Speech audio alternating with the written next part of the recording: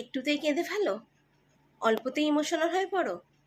ছোট ছোট কোনো ব্যাপারে আঘাত পাও, আবার ছোট কোনো ব্যাপারে খুশিও হয়ে যাও?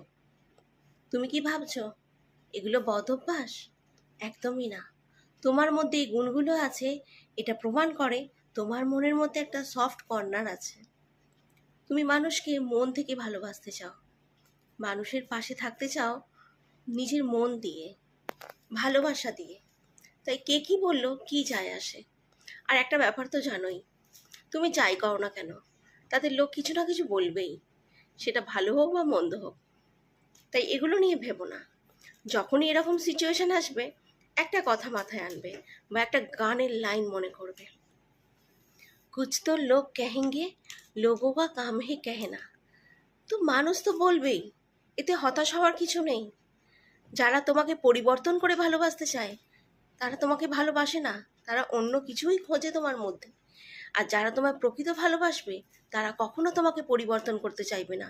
তুমি যেরকম সেরকম ভাবেই তোমায় ভালোবাসবে। সেহেতু কারোর কথায় কান দিও না, নিজেকে ভালোবাসো। দিনের শেষে তুমি তোমার কাছে ফিরে আসো, দিনের শেষে তুমি নিজেকে অনন্যা করে তোলো।